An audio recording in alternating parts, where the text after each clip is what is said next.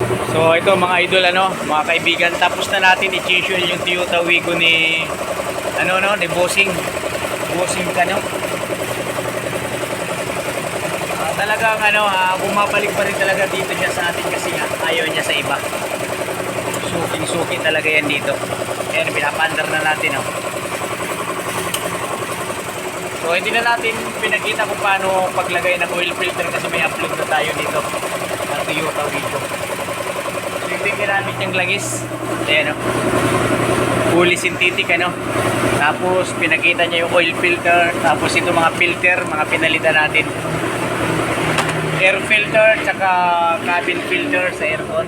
So ito, dala-dala yan ni boss, galing pa ng Toyota pa siya bumili, pati rain flag washer, so nagpalit pa kami kasi ayaw niya na hindi papalitan, dapat talagang bago. Kung ano yung ginagawa sa kasa, so ginawa natin.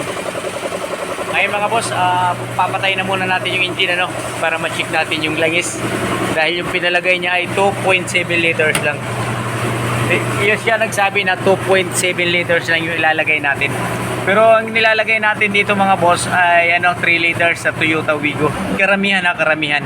Pero syempre utos ng may-ari sa atin, kung ano yung sasabihin ng may-ari, susundin natin pagka nasa tama naman sila. Pero pagka hindi naman sila nasa tama, syempre papaliwanag natin sa kanila na hindi pupwede yung ganun, hindi tama, di ba?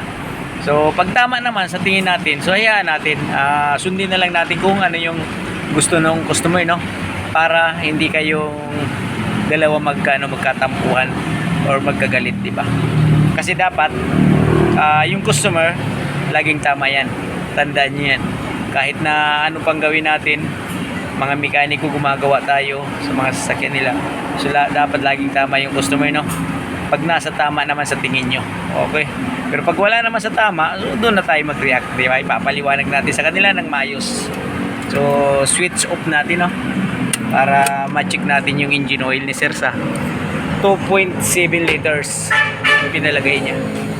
So tingnan natin kung tama talaga yung ni boss dito. Tayo lang natin camera, So checkin natin mga idol, 2.7 liters. Wala tayo kasi tigahawak nung camera, kaya nilapag natin sa windshield nung sasakyan, para makita lang natin yung eksaktong sukat ng oil, mga idol. Tama nga, kita nyo mga boss, di man makita sa camera kasi sobrang linaw ng oil. So sakto 3.7 nya. Pero ang nilalagay natin, ibig sabihin yung 3 liters, pagka hindi pa naka-under yung makina, sobra ng konti yun sa dipstick, sa maximum. Pero pag umandar na, doon yung sukatin, doon talaga sasakto. Sakto siya sa 3. Ayan,